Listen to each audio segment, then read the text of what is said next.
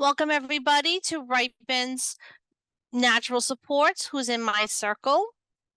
My name is Sharon and I am the Self-Directed Support Manager for this program. Just a few housekeeping rules before we get started. If everybody could stay on mute while the speakers are speaking, that would be great. There'll be opportunities for you to unmute yourself when we ask our questions. If you would like to participate by typing in the chat, you can absolutely do that. The chat button is available at the bottom of the screen on the toolbar. And we are recording this presentation for training purposes. And we also have ASL interpretation this evening for us. And with that, I'm going to hand this over to our support navigator, Jane. Hello, everyone. I am Jane DeMello, one of the support navigators in the Self-Directed program. Thank you for joining us tonight for our Natural Supports, who is in my circle webinar. For those who are new to RIPIN, today RIPIN is an independent 501c3 nonprofit organization led primarily by peer professionals who have navigated systems of healthcare, education, healthy aging, and other complex systems. Just change this. Thanks, Laura.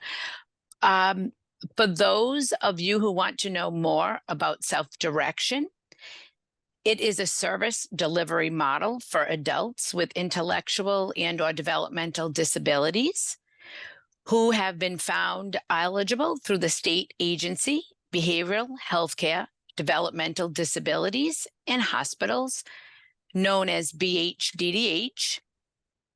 This allows persons, families, and trusted allies to manage their own budgets, hire their own staff, and to set their own priorities. Next slide, please. What's the goal of our program? RIPIN Self-Directed program is here to help individuals and families navigate the system. And now I would like to turn it over to another support navigator, Laura, who will start our presentation. Hi, I'm Laura McGreevy.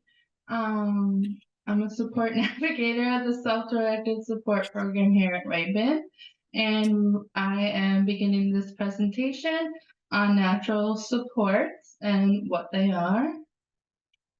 First, sorry, oops, might play a video by accident. Oh, it's not. Okay. Oh, nowadays. Sorry about that. Sometimes the videos play on their own. Anyways, if you would like to see a recording of a previous presentation of this presentation, a previous version of this presentation, you can do so by visiting Advocates in Action's website, where we presented at their conference last May. So this is a QR code that will bring you to that recording, and we'll share it again later. So let's start by defining what a natural support is. A natural support is important for us all.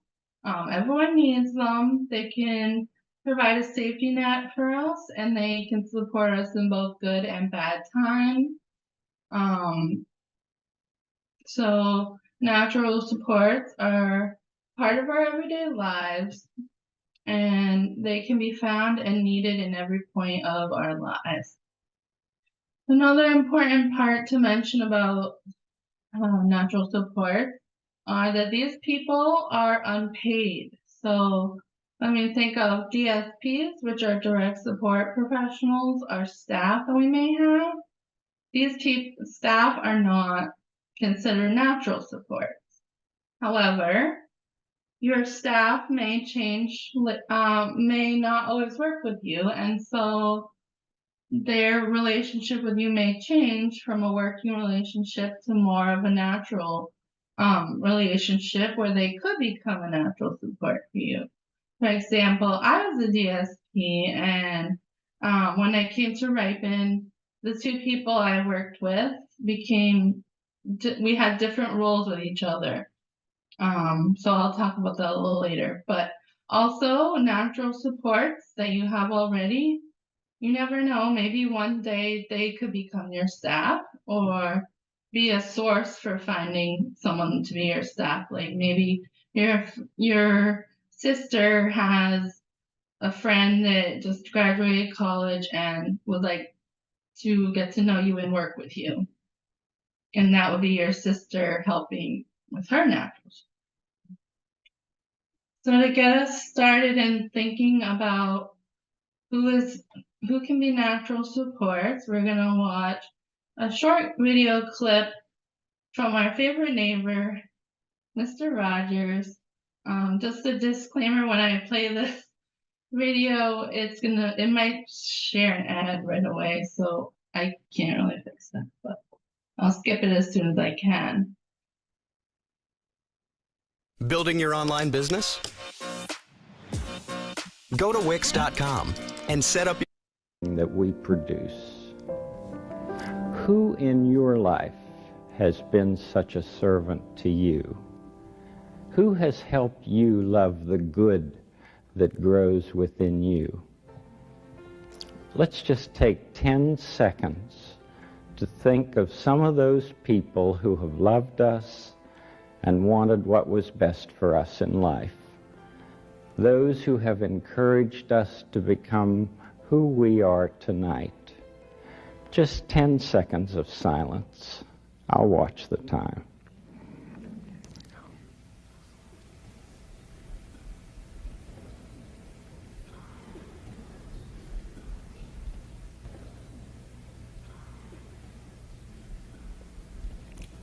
No matter where they are, either here or in heaven, imagine how pleased those people must be to know that you thought of them right now.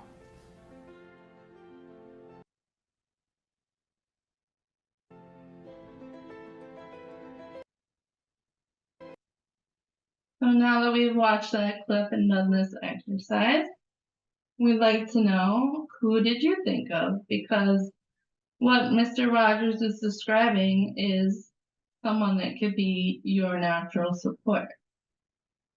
Can we have people from the audience share what they're thinking? You can raise your hand or say something in the chat for us.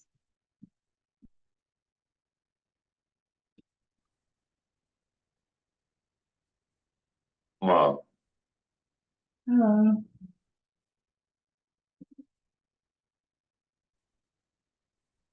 Laura Arida put in the chat, my best friend is who she thought of. Nice. That's a great example of a natural support, our friend. Anyone else? Oh, Jane has a hand up. I can see her. Well, now it's funny because now that my children are adults, they have become natural supports for me, which is interesting because that's a totally different, view of it than it used to be when they were kids. Mm-hmm. All right. So we have examples of friends and family, but other people that could be natural support could be your neighbors, like Mr. Rogers, your coworkers, your classmates, other people in the community. You could have a specific community such as your church or temple, etc. People who practice the same faith as you that might also be members of ways of your natural support. Does anyone have any other examples, maybe real quick, that they thought of while we were explaining them? Actually, Laura, Michael had put that his mom and an old friend, and also Sue put my pets, which that's another good one. Both of those. Yeah. Yeah, family, friends, like I relied on my parents' friends growing all up through life. They can be really important to our lives as natural supports. So now I'm going to turn it over to Sharon to continue with this presentation about why natural supports are important.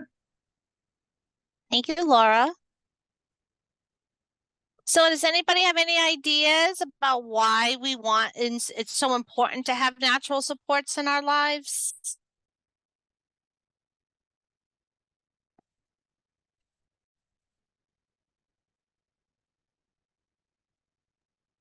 I'd like to say that perhaps it's because they'll come find us without us having to seek any help out.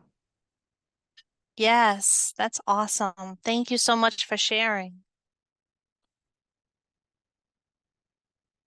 Anybody else have some thoughts? Okay, we can move to the. Oh, sorry. Go ahead, Jane. No, that was my fault. I should have raised my hand. Yeah. During those tough times, I think it's really important. Yeah. Yep. So we know that natural supports can help us build our self-determination and our self-esteem. They can provide support when we're feeling sad or lonely, just like Sue said about her pets when she feels alone, or they can give you, or sometimes they're important because they can give you rides for transportation, so that you need to go to the grocery store or the post office. They can help you prepare your meals for the week. They could also provide some advice. Maybe you're looking to get a gift and you don't know how much money to spend. A natural support could help you find a gift. They could help you set a budget. If it was something a larger scale, they could help you with a savings plan. They help us build our skills for independent living. So maybe we need some help with laundry, or we need help with cooking or cleaning. And like I said, all of this leads to greater sense of independence, and that makes us feel proud. And I think there's a couple of things in the chat. So Casey says they're important because we all need emotional support. And Sue said because they enrich our lives.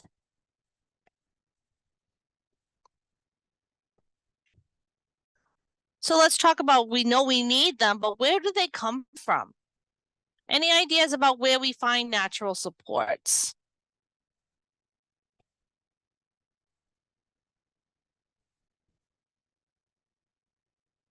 I immediately think of my family when I think of natural supports. My cousins, my aunt, maybe a neighbor. Those are the people that first come to my mind. We have Olga says co-workers. Casey says everywhere. Arida says church. Yes, these are all great opportunities to find natural supports. Grocery store. Grocery store, yeah. Make friends with the guy at the deli. You get free sliced cheese, right? So you're right. I think those people that are closest to us first, who's in our immediate family, friends, neighborhood. The YMCA, maybe Sharon, someone said, even at the YMCA, I like that a lot. Yeah, think of your Zumba class, right? Those clubs or activities that we love to do. It could be that we need help with a new skill on the job. Maybe I want to learn how to scan groceries, or I want to learn how to scan tickets at the Civic Center, but I need someone to give me a hand, whether it's showing me how to use the scanner or helping to hold the scanner so that I can hold the ticket. There's lots of ways that those natural supports could come from. We do find natural supports at church and our partners in school, and the activities that we enjoy doing, such as sewing or Zumba or swim. And just think about the things that you like to do. And I'm pretty sure you're going to find some other people in that group that enjoy the same things. And some of those could be where we could find natural support.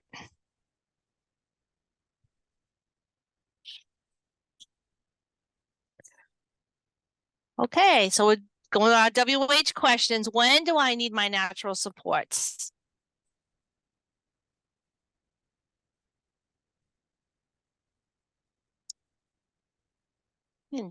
Come off mute. You can, oh, Jane, go ahead. Natural supports. I needed some natural supports for my coworkers with webinars. Yeah. Lynn says every day we need natural supports. You're right, my friend.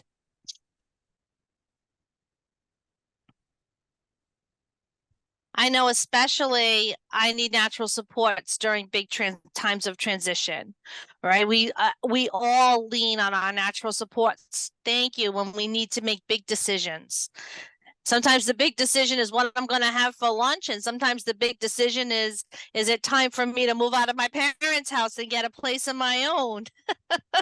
How about when it's time when you want to celebrate, right? If it's your birthday or if it's Mardi Gras and you want to go out and celebrate, you don't always need to bring a paid staff with you. You could bring a friend or a coworker and meet up after work.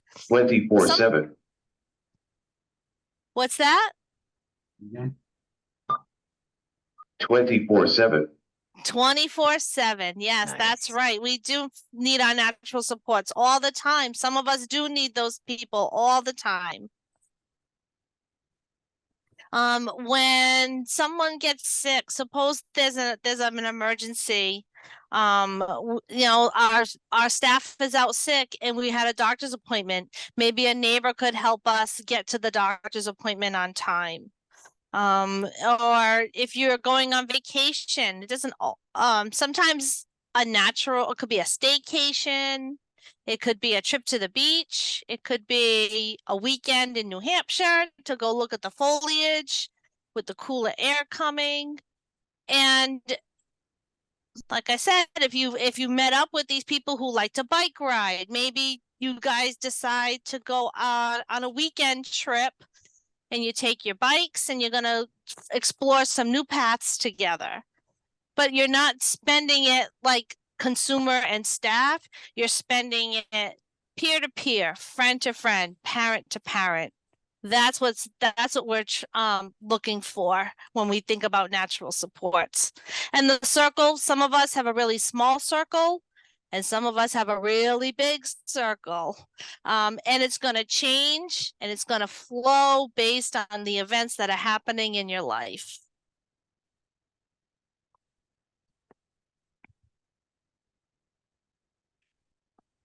So some tips on how now to find natural supports and what's worked for you.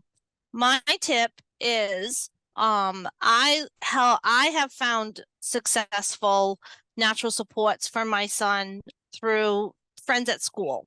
So he is 19 years old and he's in a transition program at one of the high schools, but he still is friendly with a teacher assistant from his elementary school.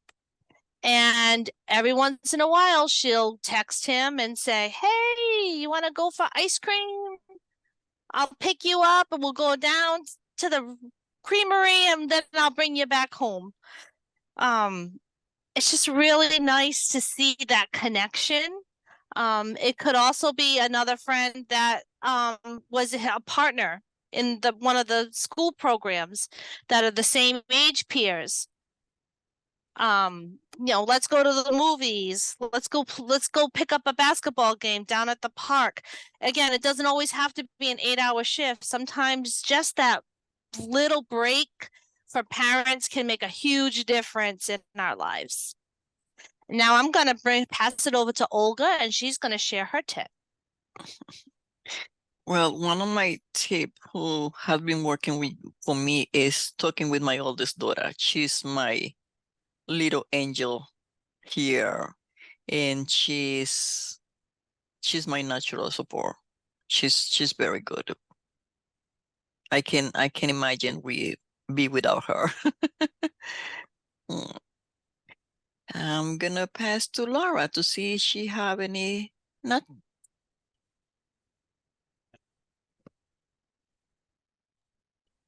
Hello again. As I mentioned much earlier in this presentation, I was a direct support professional before I came to RIPIN, and I worked with 2 different people. And when I moved on to RIPIN, our working relationships changed, and we both sides became natural support. So I gained natural support, and they gained natural support. And together, for one person, we were more like a family friend, and I would go to their house for dinner and hang out and just be like a family friend. And for the other person, I have been able to be their cheerleader and connecting them with things that I know we both enjoy and can really just like both be involved in and watch each other be awesome. So that's how I see that. And last but not least, I'll turn it over to Jane for her tips. So my tip, I tend to have lots of natural supports in my life. And they're those people that I'm just drawn to naturally, people that I just have an automatic connection with, be it at work, my family, obviously at home, but you can feel it. You can know that you can go to that person for whatever you might need. And then I'm going to pass it to Olga. I did my already, James. That's okay. Anybody in the audience want to share some tips that how they found natural supports in their lives, how they found their ways to your families, your extended families? Looks like Connie has something to say. Yep. Okay.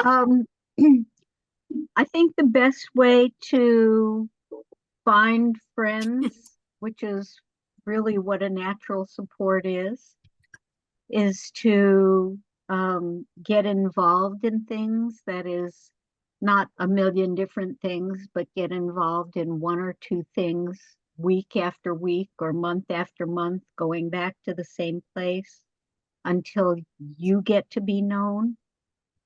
But beyond that, I think it's really hard for an individual to say, do you think we could hang out on a regular basis? Do you think we could go watch the Celtic dancing all the time or whatever? Because people hesitate to say no to an individual or even to their parents. They don't want to offend, they don't want to hurt, but they might not be sincere in wanting to invest a lot of time in a particular relationship. And so one of the things that we found that work is to have an intermediary or a facilitator do the asking, because then the person being asked will give the true answer. And it hurts a lot less for them to say no to someone that they don't know, or someone who's not, counting on this relationship. And it may actually even be easier to open up a discussion to answer any questions that they might have about, would I be responsible for providing personal care, and, whatever their barrier would be. And that involves a more formalized network. Yeah, You're absolutely right, Connie. So setting up some of those systems in place to, maybe you have one or two people where you might want to use your paid staff or use a parent or a sibling who can help with the asking and be that go-to person. That's absolutely correct. And I know that you and your husband have navigated this system for a long time, so we really appreciate your input in this discussion. Yep. Sue, you belong to a network. How did you get involved in your network, that network? Sue Donovan. I was invited by the consumer's mom because the consumer's mom and I were friends for many years. And she reached out to me and I said, yeah, I'd love to be involved in his network. So I you can't always be shy, right? Sometimes, and I think for many of us, when we have children, sometimes we get out of our shell, and having children sometimes makes us a little bit more courageous to be more outgoing and advocate for what our children need. So, but certainly always being aware and trying to make those people connections. Absolutely. Being Absolutely. proactive. Yep. Thank you, ladies. I want to say that we have a speech therapist and OT is also a great person, people that in your life, in your network that might be able to help you with what kinds of questions, right, are appropriate when asking for friendships. And or maybe we need a little more maybe we need some sensory support. Maybe we need to be outside, or we don't need to, maybe we need to be in a place where there's a lot of people. Some people prefer to be in a quiet place. You've got to know your person. I see Lynn's hand up. Yeah, thank you. I wanted to piggyback a little bit on what Connie was saying. So as a parent, I shop around for activities and groups and stuff that may be more accepting, and we kind of do by trial and error. So sometimes we infiltrate an activity, and if it's not warm and fuzzy and welcoming, we don't participate. But I just wanted to share a recent experience. My daughter has had an interest in country line dancing, and it's out of my wheelhouse. So I didn't know anything about it, but some of the things that I've heard was that people take it very seriously. So I was kind of nervous about her doing this, at a regular bar, going country line dancing. So I did reach out to the instructor first, to the person who does it. And she said, sure, bring her. Some of the dances will be advanced, but we'll have some lessons. And it was a very welcoming experience. And we actually have found this individual at another place. And I take her, I don't dance at all. And now, since she's been going, and believe me, she's not the best dancer in the house, she has formed relationships with those people that go country line dance, and they come up every day that she goes to the line dance and go and have conversations with her, not with me. But yes, I did scout it out first to make sure that it was going to be a welcoming environment. And when we try to straddle that line between our world of disability and the typical world, it's sometimes a little difficult for our kiddos because, they want to join in, and some places and people are not as welcoming and as accepting. So, sometimes we do have to shop around. Absolutely. Thank you so much for sharing. And your daughter is an awesome dancer. I just want to say that. John, you have your hand up. Go ahead. Yeah, thanks. Just to kind of keep this conversation going around this topic of, so where do you find people?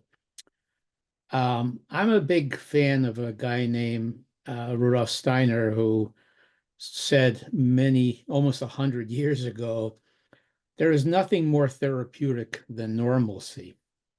And he was talking about how children with disabilities and adults with disabilities too, are often very much isolated by well-meaning people who are trying to help them develop whatever. And they become totally surrounded by people who are paid to care for them in one way or another. And that gives a message to the rest of the society. The message is, this person is different. And that's usually interpreted as, this person is not going to be like me, not going to fit into the things that I do. And so what we have found is that almost all adults that are ever asked the question, who do you know, will list a bunch of people that they know, and those people fall into three categories. Family, they know their family, their immediate family and their extended family. They know a lot of friends. They call them friends because they see themselves as friends, but those friends, for the most part, have disabilities. And then they know a fairly large pool of people who, it turns out, are paid to be with them. They actually know almost no people without a disability. And so when I think about what's this hubbub about natural support, it's really all about increasing the size of that very small pool. Friends. Thank you. Yep. Sorry. I'm sorry. Go ahead. Finish your thought. Sorry, John. I just want to finish my thought. So yeah, go right ahead. Friends are people that persist over a long time, over different kinds of experiences, and are also people who continue in relationship that they also initiate with that person with a disability. And the more time we can get our children and our adult children involved in long-term contact and experience with people without disabilities, the better off they're going to be. Steiner would also say to parents, be very careful about every hour you devote to a special activity, meaning a therapeutic activity or some kind of activity that has the word special in it. And be sure you're not sacrificing an hour of normal. An hour of normal is worth way more than an hour of special. Well, you could not have set me up for the next slide any better than what we're ready to show this audience. So I'm going to turn it to Laura. And if there's no other questions, and she's going to show us exactly where we can find natural support. So it's not completely comprehensive, but you still have to do some work to find what you're interested in and what will be the right places and people to meet. But RIPIN recently came out with a guide that shares tools and different ideas around what is in your neighborhood and event calendars, information on accessible places, and different interest-based ideas, also museums, libraries, and nature, all kinds of things. You should check it out. So yeah, it's broken down by your area too, right, Laura? Doesn't it? Yeah. It's broken down by your we town or city. We try to have at least one idea or two ideas per city or town, but as you don't know, sometimes some places have more things than others, so we did our best to provide as much as we could, but it's broken down by county, city, town, region, stuff like that. So yeah, so the link will be shared in the chat, and if you have time, you can also scan it right now on your phone with the QR and look at it after the presentation if you want. Yeah. Yeah, I did. I popped it in the chat. Okay. The heart. I Awesome. see the hearts going up, so that's a good thing. So now Olga's gonna share our next webinar event.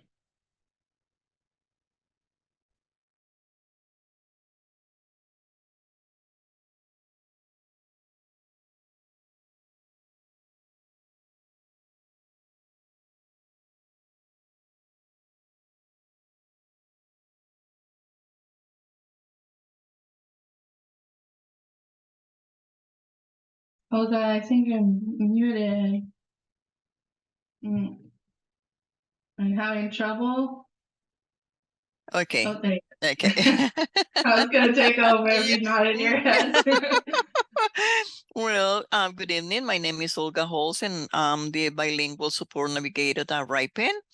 My part is to let you know about the webinar that we're gonna be having on the October 22nd. This is gonna be with the Advocates in Action, and also for the Sherlock Center of Disability. That's gonna be from 6 to 7 p.m. and this is gonna be on October 22nd, 2024. And you can also get registered with the our code that we are showing here, and it's gonna be good to have you in there that day. And then I'm gonna pass it to Laura. Nope, pass it to me. Oh, to Sharon. I'm sorry. That's okay. It's all right. Our program is so excited to share that we are offering the very first annual self-directed support conference. It's going to be happening on Friday, November 8th at the Crown Plaza in Warwick from 9 a.m. to 3 p.m. Please come and discover new ways to make self-direction work better for you. We're going to give an opportunity for caregivers and parents to connect parent to parent and consumers to consumers. Primary registration is open right now for consumers, families, and their DSPs, as well as parents and caregivers and allies. And it will open to professionals for registration on October 18th. So we hope that you will join us. If you've enjoyed this webinar, we'd really appreciate your feedback. I'm going to put the link in the chat for you, as well as the registration for our conference in English and in Spanish. We're always looking to improve our services. We want to make sure that the content that we're sharing is relatable to our self-directed community. So if you have a minute, we'd really appreciate your feedback.